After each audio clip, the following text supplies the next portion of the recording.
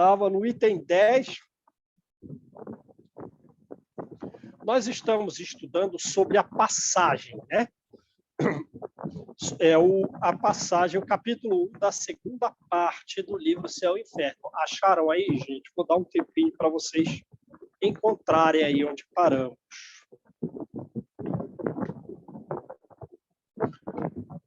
Não, todo mundo achou? Sim? Sim. Todo mundo achou? Bom, resumo rápido do que trata do item 1 ao 9.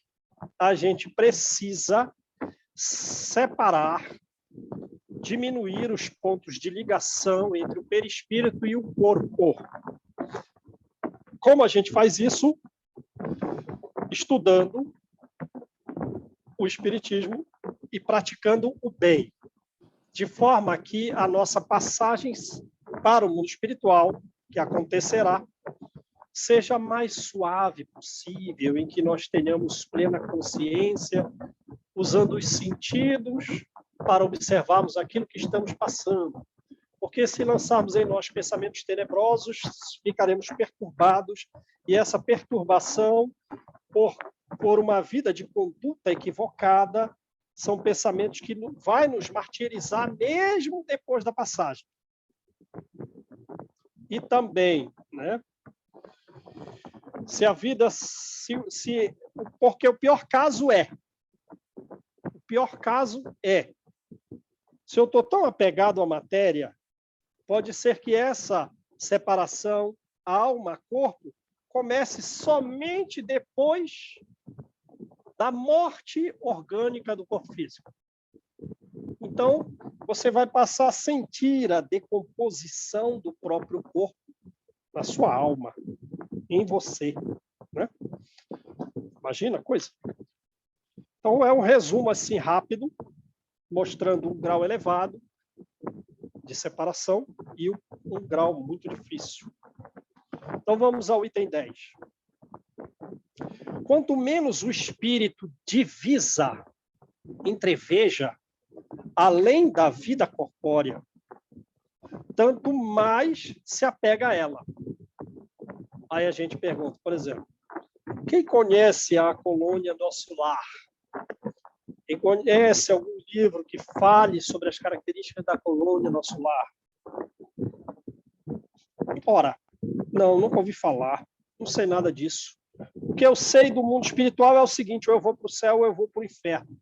Meu Deus!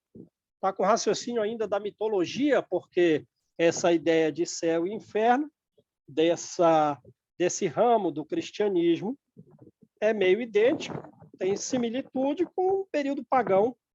Então, você não está divisando muito. Então, você vai se apegar à vida atual. Lembra do livro Obreiros da Vida Eterna, o Desencarne de Cavalcante? Cavalcante, ele era católico. E ele praticou o bem.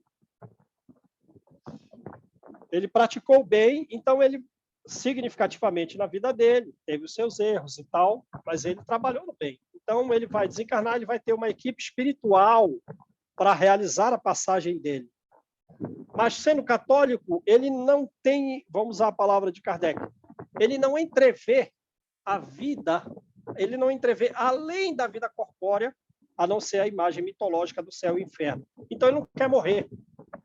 Ele não quer morrer porque ele não sabe se ele vai para o céu ou se ele vai para o inferno. Então, ele teme aquilo e se apega à vida física muito, a ponto do corpo dele já está pútrido, já está com um mau cheiro significativo e ele morre. Ele não quer morrer, ele não quer saber se... Ele não quer passar pela ideia que ele carrega, pela questão fundamental da cabeça do católico. Eu vou para o céu ou não? Ou vou para o inferno? Meu Deus, não quero passar por isso. Então, se apegou à vida. Então, vamos lá. Quanto menos o espírito divisa, tanto mais se apega a ela. Agora, quem tem clareza de como é o mundo espiritual, mais do que crê, compreende como é. E Kardec, André Luiz, Joana nos mostram isso. Poxa, chegou minha hora. Falou, gente, fui. Um abraço, valeu, gente, até a próxima. Espero vocês lá. Tranquilo. Né? Sente agora o que não divisa, não entrevê além da vida. Sente que a vida lhe escapa das mãos e quer retê-la a todo custo. Quer retê-la a todo custo. Aí fica lá no hospital. Meu Deus, mas o meu pai é muito forte. Meu Deus, mas esse familiar meu é muito forte, dizem os médicos. Ele está ali há meses lutando com a vida. Não, não é que ele é muito forte. Ele está com medo de ir. Percebe? O médico não tem a visão. Não, nossa, seu parente é muito forte. Ele, meu Deus, está resistindo a essa hemodiálise, todas essas coisas. Meu Deus, está entubado. Não, não é. Não é que ele é forte. Ele está com medo de seguir em frente. Então, retém a vida a todo custo. Agora, e o outro? Né? Ele não quer fazer justamente o que faz o outro. Em vez de se abandonar ao movimento que o empolga. Puxa, chegou minha hora. Valeu, gente. Valeu. Fui. Né? Lembra de Sócrates, condenado a beber cicuta, bebeu o veneno. Sócrates, onde quer que a gente coloque o seu corpo? Já estava indo. Vou voltar para o mundo superior de onde eu vim. Puxa, retorna. Joga ele em qualquer lugar, porque eu não estou mais nele. Joga aí em qualquer lugar. Se abandonou ao movimento que o empolga. Quer dizer, fui. Não, mas esse não. Ele não divisa além. Resiste com todas as forças e pode mesmo prolongar a luta por dias, por semanas, por meses inteiros. Meu Deus, está lá entubado, está fazendo hemodiálise, isso, aquilo, outro, está resistindo, não está apegado. É claro que nesse momento o espírito não goza de toda a lucidez, visto que a perturbação se antecipou à morte. E essa perturbação, a gente sabe, que é aquela obnubilação, quer dizer, uma incapacidade de raciocinar com clareza, de perceber onde está, de perceber o que está vivendo. Os próprios sentidos ficam tampados. Por que isso? Pelos pensamentos vinculados aos desvios que praticou em vida. Então, não está lúcido, nem do lado, nem do outro. E até aquele caso, como tem no livro Ação e Reação, morri, mas não sabe que morreu. Está sendo recolhido numa colônia espiritual de região inferior, mas não sabe que está sendo recolhido. Acha que ainda está vivo, olha os trabalhadores daquela colônia e acha que são os médicos terrenos, que é o padre. Quer dizer, tem uma certa interpretação de onde está através da própria acuidade mental problemática. Aí vem lá um enfermeiro da categoria de Silas, elevado pra caramba, muito elevado. Quem é você? Você é o juiz? Porque na vida dele tem um problema com a justiça. Entendeu? Vê tudo pelo pensamento empanado dos seus desvios. Está perturbado. Mas nem por isso sofre menos. Ainda que carregue essa perturbação pelos erros de vida, é o pensamento que ele levou, dos equívocos praticados, nem por isso sofre menos. E o vácuo em que se acha, bem como a incerteza do que lhe sucederá, visto que não entrevê além da vida corpórea, agrava-lhe as angústias. Agrava-lhe as angústias. Quando a morte chega, nem tudo está terminado. A perturbação continua. Ele sente que vive, mas não define se vive material, se vive espiritualmente. Luta ainda, não quer ir embora. Até que as últimas ligações, luta contra a morte, até que as últimas ligações do perispírito se tenham completamente rompido. Quanto tempo depois? Quanto tempo depois? Aí, beleza. Rompeu a última ligação do perispírito 3 anos depois que morreu. Legal, mas a perturbação continua. Percebe a coisa? Aí fica lá naquele mundo espiritual, vinculado àqueles pensamentos, fazendo sintonia com quem errou em similitude daquele conteúdo mental. Perturbação continua. Né? Ô, João, Sim.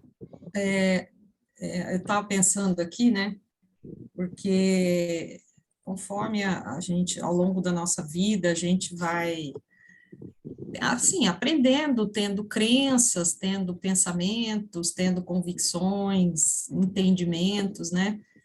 Só que nós distorcemos muitas coisas, né? Porque a nossa visão é muito curta.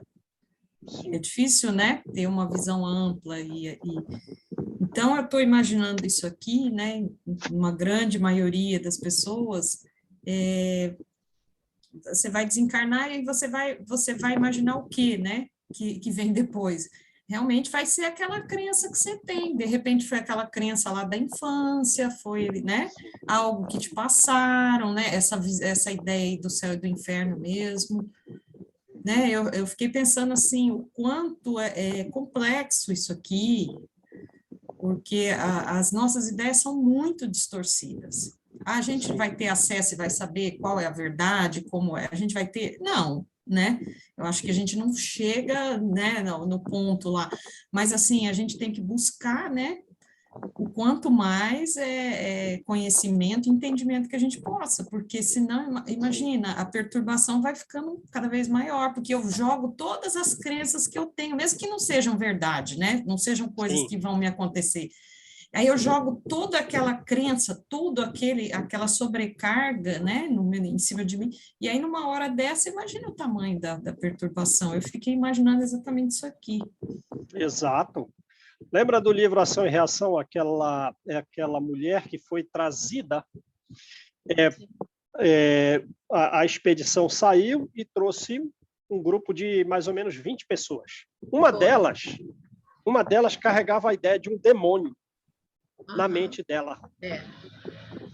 E ela, ali sendo atendida, gritava e pensa um desespero, pedindo para que ela fosse libertada daquele demônio.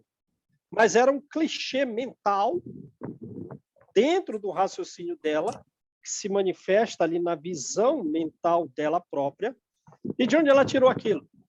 Lendo livros a respeito de demônios que foram autorizados pela igreja. Livros de Colle de Plancy, não sei o quê. Então, como você falou, está observando a vida através da própria mente com a visão distorcida. Alguém ia falar alguma coisa aí? A Malu, né? Agora, João, me diz uma coisa. Por exemplo, a gente, dentro do Espiritismo, a gente tem uma visão mais ampla, né? Da vida futura, a gente tem aquela coisa das vidas passadas, da vida futura, a gente tem esse raciocínio e tudo. Mas quem não é espírita está interligado naquilo ali. Então, a coisa que eu estava ouvindo uma palestra do Jorge Elahá, onde ele fala que o Brasil, coração do mundo, pátria do Evangelho, ele fala que é o seguinte: por que o Brasil tem o maior número de espíritas? Tá? E por que ele é o coração do mundo? Porque o coração é que pulsa para todos os órgãos.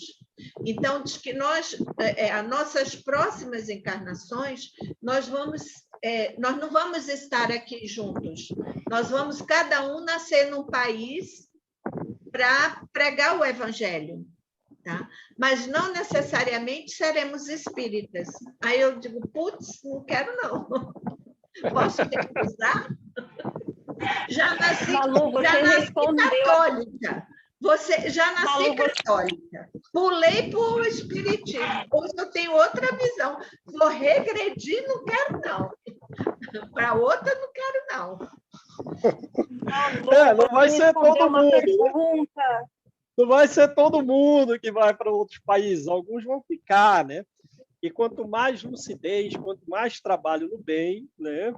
Mais a gente tem condição de decidir. João Paulo é um que deve ser o primeiro a ser. Eu? Você vai, ou com o teu conhecimento, você vai pregar em outro lugar. Eu vou falar, mas digamos assim, né? E a minha família atual? Não é assim, né? Porque essas pessoas com quem eu tenho vínculo hoje, e que provavelmente eu não vou ressarcir com elas os débitos que eu carrego de séculos pregressos, também tem que ir. Sabe a coisa? Não é assim. Pô, agora tira ele aí e vai para... Não, esse pessoal tem que renascer meio que todo junto. É a coletividade. Ô, João, ali. não quero sair do espiritismo, não. Não quero. O negócio é a gente lançar tanto o espiritismo dentro de nós a ponto de nós o praticarmos, ainda que não o conheçamos em vida futura. Como, por exemplo, Gandhi. Quem é mais espírita que Gandhi? Não tem, né? E ele conheceu o espiritismo? Não, ele nem era cristão. Mas ele leu alguma coisa do cristianismo. Meu Deus, isso aqui é pura verdade. Eu amo Cristo, mas eu temo os cristãos. Eu amo os espíritas, mas, pelo amor de Deus, os espíritas estão demais. Enfim, a gente vai ter que crescer, mas seja onde for que a gente esteja, né? O Jorge Alahá dá uma sacudida na galera. Ele me deu uma sacudida tenebrosa. Eu não quero, não.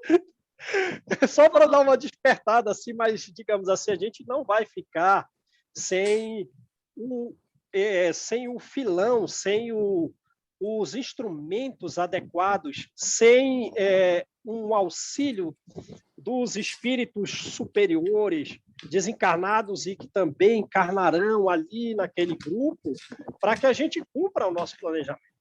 Né? Trabalho fácil não vai ser, porque se eu vier reencarnar para fazer uma coisa pequena, uma coisa mínima, qual é o sentido de reencarnar? Então, para todos nós, as provas não vão ser fáceis, mas nós temos que nos preparar para que que nós consigamos dar conta delas. Agora, pensa, só não vamos fazer se nós não quisermos, porque o plano espiritual, envolvendo a gente com encarnados e desencarnados, tudo fará para cada um de nós cumprir a sua missão. Lembra, Emmanuel saiu de Roma, foi parar na Palestina. Foi. Verdade. Porque pela boca do Flamínio Severo, seu amigo, olha, então não está bem não com esse negócio de reencarnação. Para com isso. Você fica aí com as ideias dos gregos e dos egípcios. A gente tem coisa mais adequada para fazer. Fala não tão elevada. Aí recebe a influência espiritual. Vai para a Palestina. Vai para a Palestina para você relaxar um pouco. Aí sim está recebendo influência de espírito superior, porque ele vai ter que encontrar com Jesus. Percebe a coisa? Então, Deus vai fazer a parte dele para a gente cumprir o que a gente vier fazer. Pois não, Jane? Não vamos afligir o nosso coração, porque graças a Deus que nós temos o véu do esquecimento para nos ajudar com esses apegos, né? Olha Sim. só. Sim. O que a gente se preocupa. Então, eu acho assim que a gente deve hoje se preocupar com o que a gente está plantando. Então, cada dia cuidar o que está plantando, porque aí tudo vai bem, né? Se nós sabemos que muitas das aflições de hoje são causas do pretérito, então não vamos nos endividar. Acho que é essa a preocupação, sabe? Sim. Bem matemática. Sim. E pensa bem, o planejamento de alguém como Ismael, e também tem espíritos daquele mesmo nível em outros países. Então, não é assim, pega o João aí, faz ele renascer lá no Canadá, pega ele renascer na África. Não, tem um plano espiritual por entidades angelicais superiores, de um planejamento completo daquilo, envolvendo os planejamentos individuais de todos nós. Então, e cabe ainda o nosso livre-arbítrio também, não é assim, né? Nós não estamos mais em condições de ter reencarnações, como que é, sumárias, digamos assim, né? Tem um nome, me fugiu, que é a reencarnação que ela é imposta, né? Então, a gente já tem condições de participar dessa programação. sim, exatamente. A gente vai participar da programação, não vai ser imposição. A gente mesmo vai sugerir algumas coisas, né? Aceitar algumas coisas dos superiores, outras não. Não sei não, acho que não. Corta essa parte aí. Tá bom, vou cortar essa parte. Mas tem um planejamento, tipo assim, Malu, renasce lá no Canadá, beleza, mas próximo de você eu vou botar alguém como o Elahá, alguém como o Divaldo, alguém como o Haroldo, e você vai captar essas coisas, porque o plano geral é para que tudo se eleve, né? Percebe? Então não é assim, não vai estar sozinha lá, um num lugar ou no outro, ó, gente. O Jorge Elahá só deu uma sacudida na galera. Mas o problema é dizer que você não vai. Nós vamos nascer em diversas outras religiões, entendeu? E não sei, principalmente a indiana, eu não gosto daquela coisa da casta, né? Onde eles têm aquela divisão por castas, onde. Então tem que nascer um pessoal lá para fazer quebrar isso. Ai, meu Deus! Malu, cuidado com a lei da atração, hein? Não vamos puxar para casa, não. Não quero essa lei, não. Emmanuel foi católico, né? Foi um padre nas últimas reencarnações dele. Então, todas as religiões são necessárias. Joana também foi católica em várias vezes, foi no México, aqui no Brasil, né? Na própria independência brasileira. Mas, olha, pensar em vir lá na Índia realmente dá uma aflição, amiga, eu te entendo. Vamos lá, gente, vamos lá. Então, vamos lá. Ó. A morte pós-termo, estão vendo onde está aí? Recuperaram onde estão aí? A morte pós-termo, a moléstia efetiva, porém não interrompeu, não sustou as consequências. As consequências oriundas de uma falta de divisão além da vida corpórea. Mantém o perispírito um tanto apegado, mantém perturbação, mantém receio, mantém medo, angústia. Não sustou as consequências. E enquanto existirem pontos de contato entre o corpo e o perispírito, o espírito ressente-se e sofre com as suas impressões. Beleza? Então, vamos sublimar o máximo possível que nós conseguirmos, trabalhando continuadamente no bem, até no sonho. Né? Hora antes de dormir, vai trabalhar 24 horas de serviço, bem pouco tempo de repouso, para todo o futuro ser melhor, inclusive a passagem. Bem diferente é a situação do espírito desmaterializado, mesmo nas enfermidades mais cruéis. Né? Então, a gente vê, por exemplo, o Divaldo, espírito desmaterializado. Meu Deus, se não é o Divaldo, eu naturalmente teria o meu psiquismo super problemático. Ele foi um farol luz para todos nós. Tem enfermidades? Passou por enfermidades, tem que operar aqui, operar ali. A gente vê ele falando das dificuldades respiratórias, das doenças cardíacas, mas o espírito é desmaterializado. O médico diz, olha, tu vai morrer aí em alguns dias aí se você não repousar. A Joana diz que repousar, bora para a reunião mediúnica. Né? Ele fala isso constantemente. Mas eu estou quase morto. Vai logo trabalhar. Aí terminou a reunião mediúnica. Agora vai repousar. Enfermidades cruéis. Os laços fluídicos que o prendem ao corpo, por serem muito frágeis, se rompe muitíssimo suavemente. Chegou a hora dele partir, vai ser um nada. Vai ser um nada. Coisa mais suave do mundo. Depois, a confiança do futuro, entrevisto em pensamento, ou na realidade.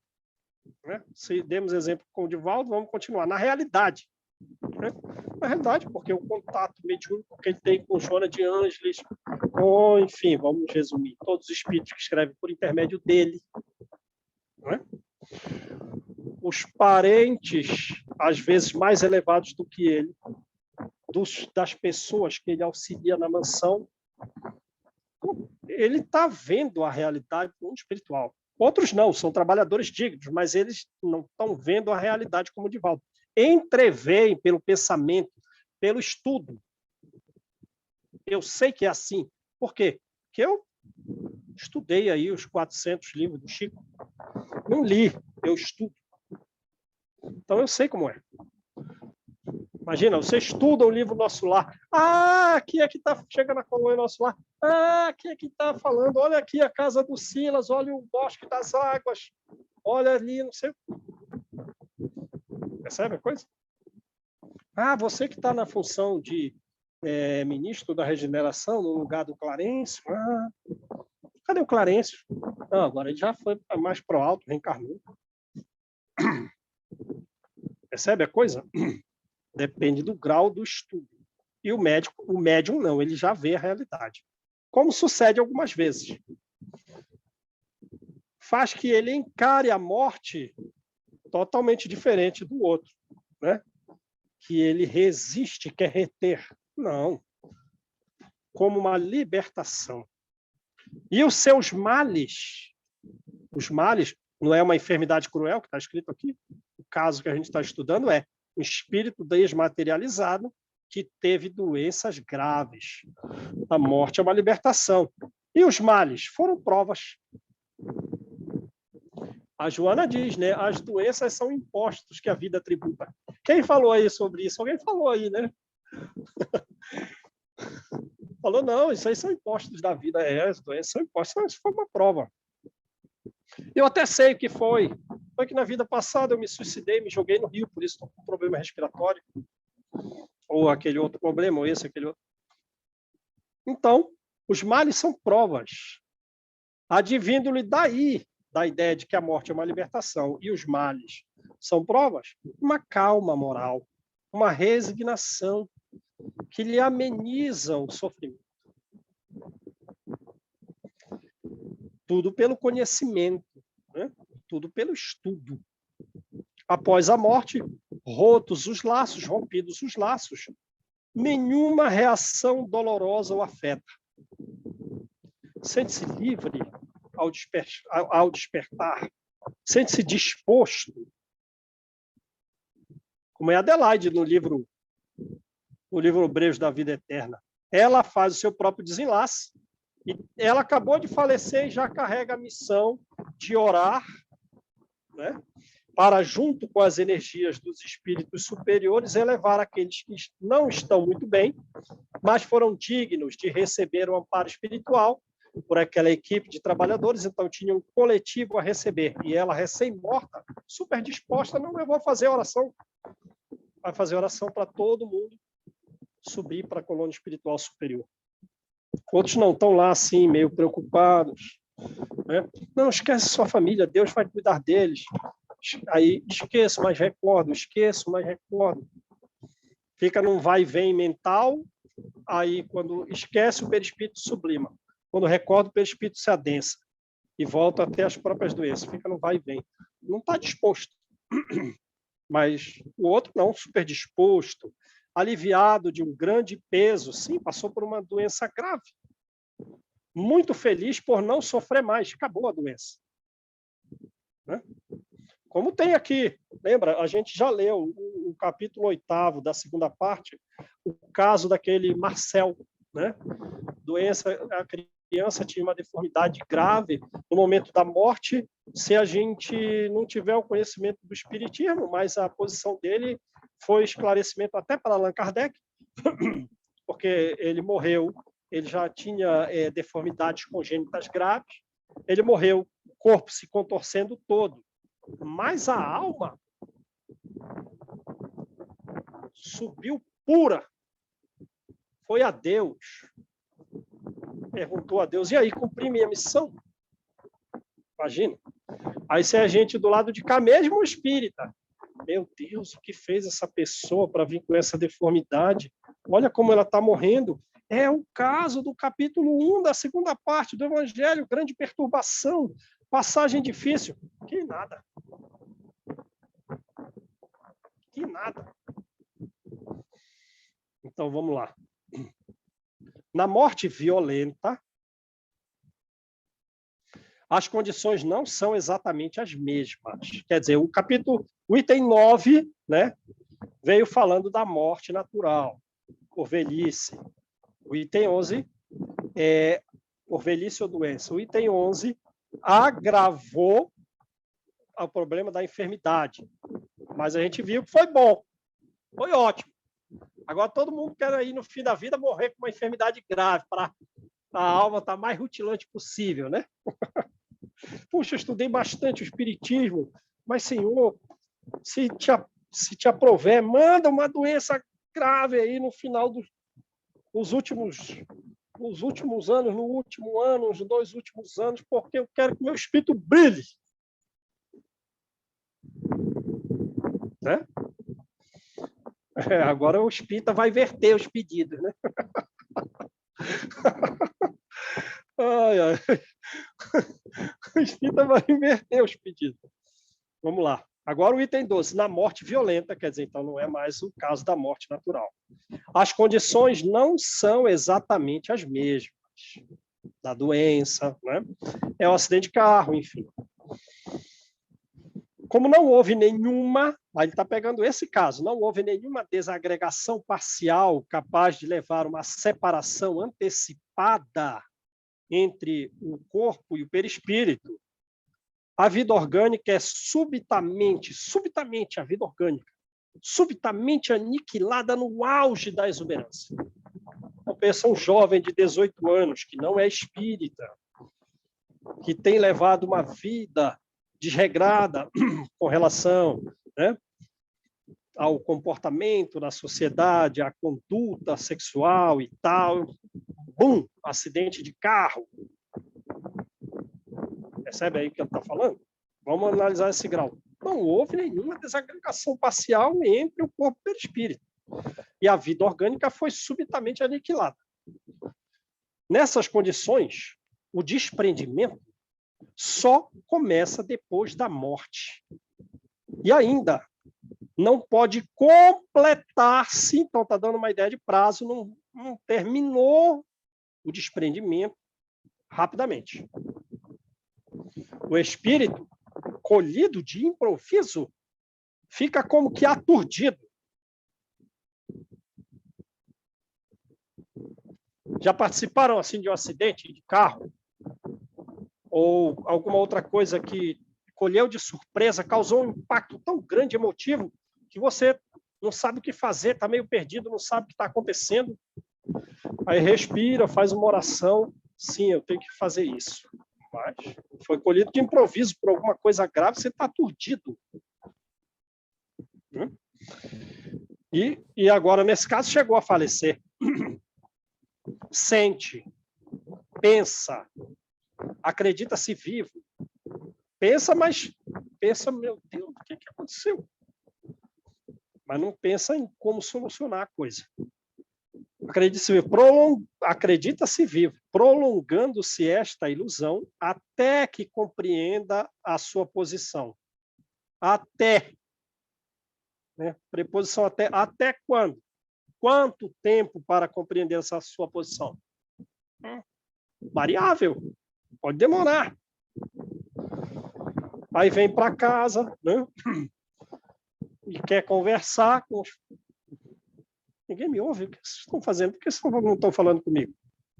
Esse estado intermediário entre a vida corpórea e a vida espiritual é um dos mais interessantes para ser estudado. Morte violenta, sem nenhuma desagregação parcial, um estado intermediário entre a vida corpórea e a espiritual, interessante para ser estudado, porque apresenta um espetáculo singular de um espírito que julga material o seu corpo fluídico, experimentando ao mesmo tempo todas as sensações da vida orgânica.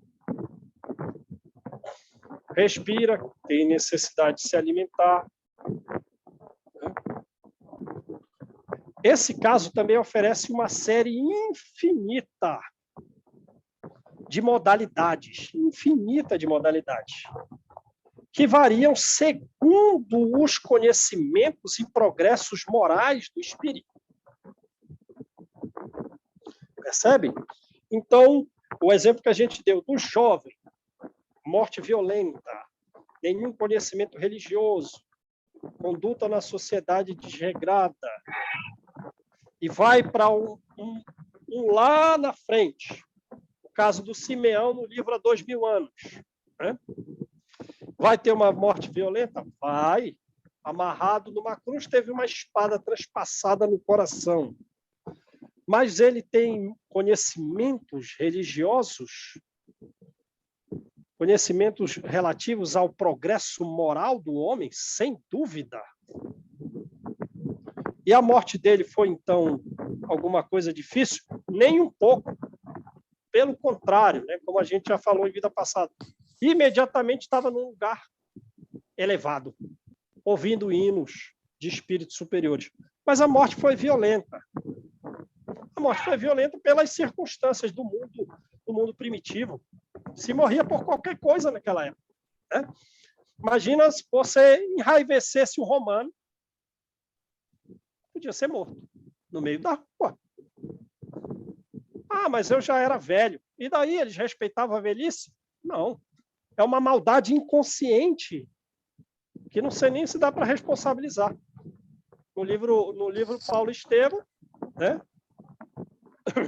Os romanos, na cidade em que eles se encontravam, na Grécia, vai espancar, vai dar uns bofetes a ponto de sair sangue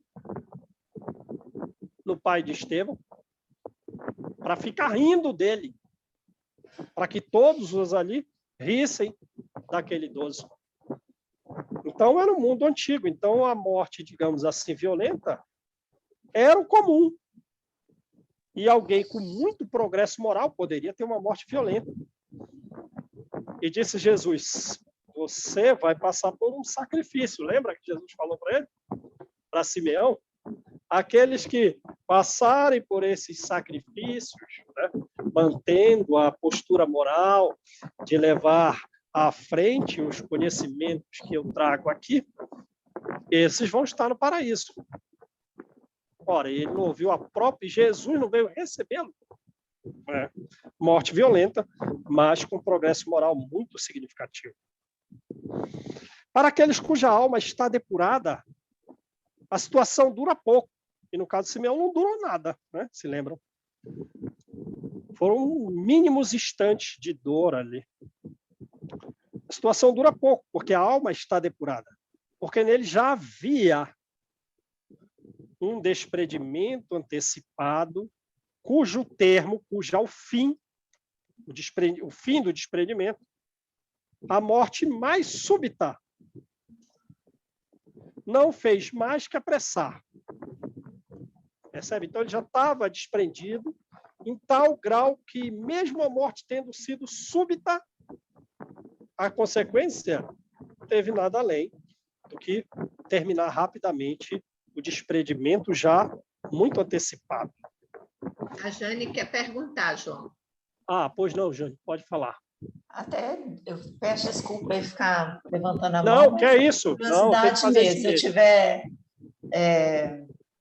atrapalhando, eu não, fico quieto. Não, fala isso não, né? Mas, assim, eu fiquei pensando na questão de cobrar a justiça divina, né? Na questão do jovem. Porque o mundo ideal para a gente seria a gente nascer com a consciência que nós vamos adquirir com o passar dos anos. Não é verdade? A gente faz tanta coisa errada até chegar um momento de tomar consciência de tudo. Então, do jovem que tem uma vida desregrada, de um jovem que que não buscou a Deus, né, que vai passar por esse sofrimento.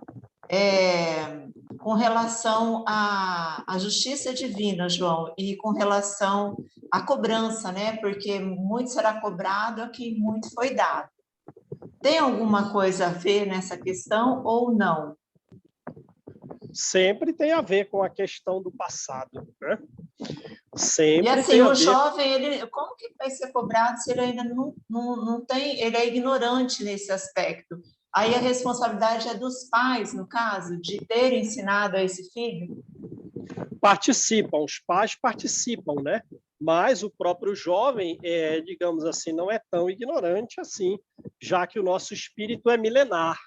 Então, aquele período em que ele vai sofrer com aquela própria morte que ele teve aqui, uma morte violenta, sem uma desagregação parcial do seu perispírito com o corpo, é um período que vai gerar para ele um aprendizado, e esse aprendizado, esse período pode durar ali uns 3 anos, 4 anos, 5 anos, em que ele não sabe que morreu. Mas depois ele é colhido numa colônia espiritual, e esse período de dor, de sofrimento, tem, às vezes, tem uma causa no passado. Por quê?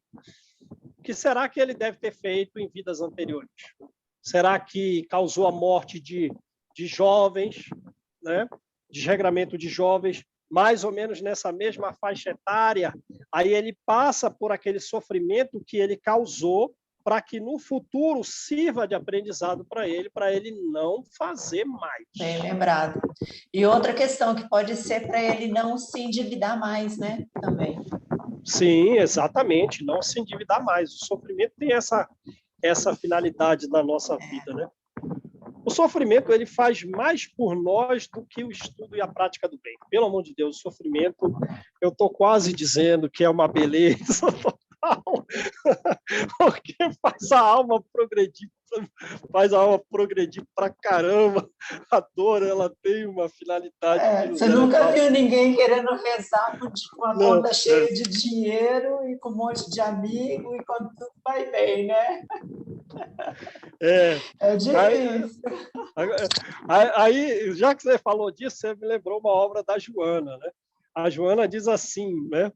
Ela diz assim: puxa, a gente olha aquela pessoa com câncer, um mendigo de rua, um órfão, uma senhora viúva idosa com grandes problemas, com grandes dificuldades, nos causando uma significativa compaixão.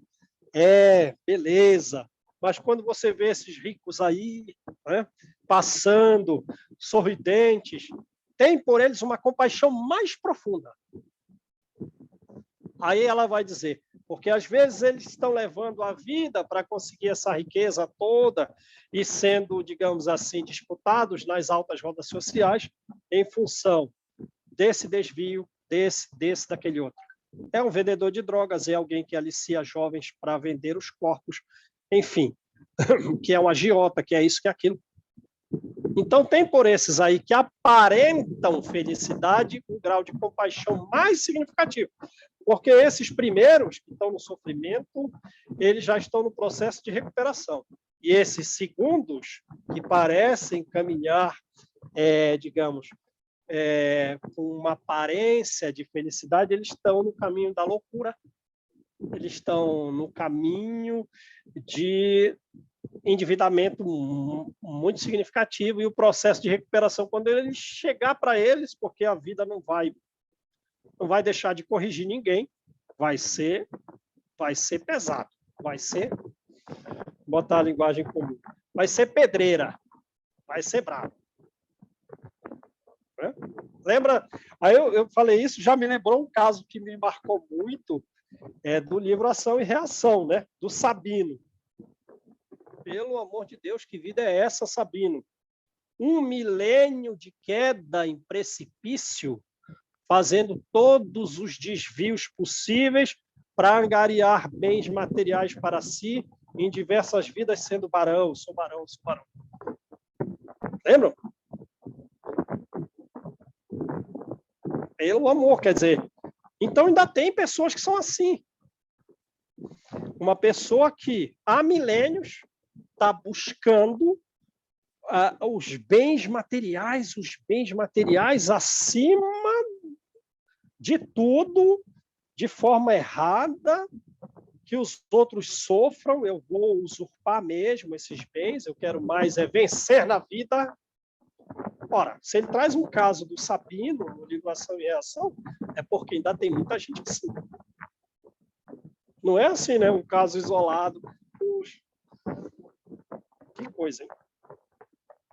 Então, vamos acabar aqui, né?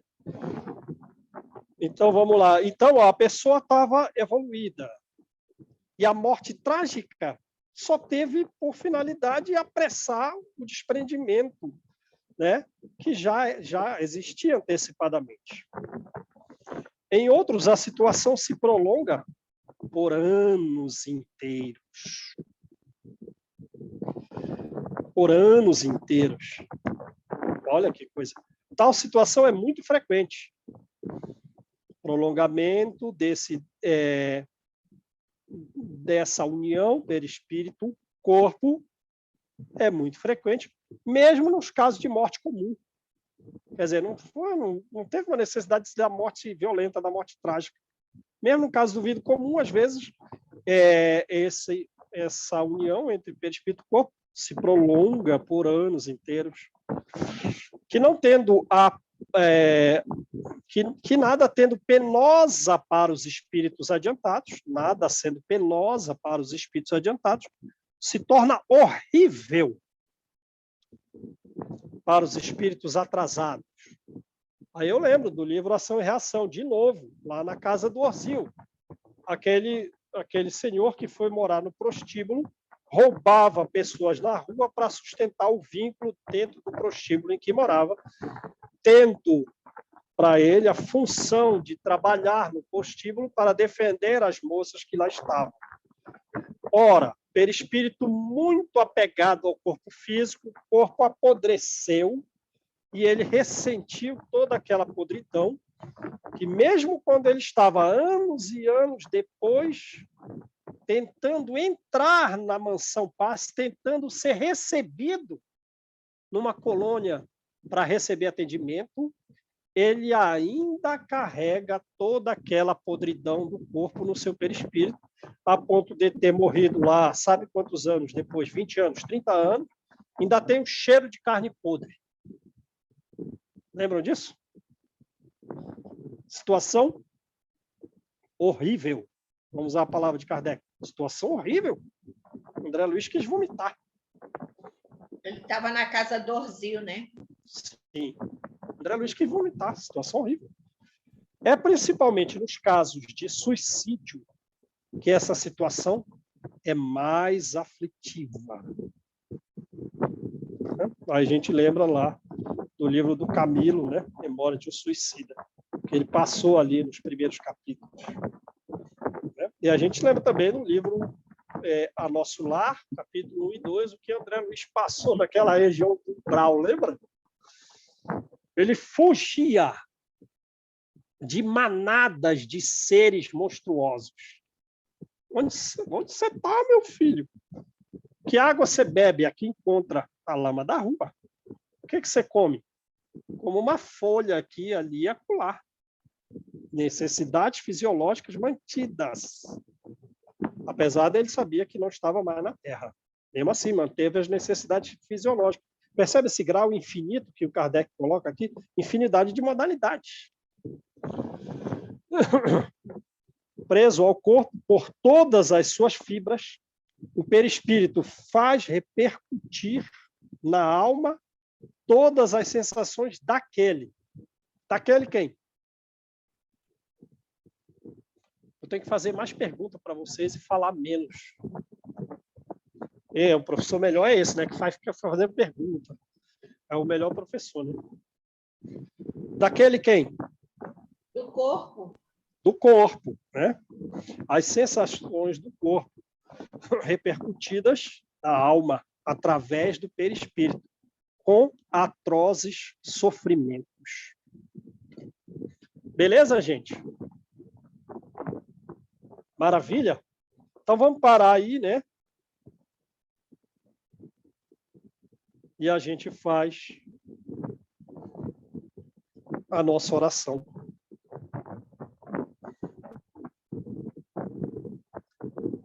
Quem faz, gente, a oração para a gente?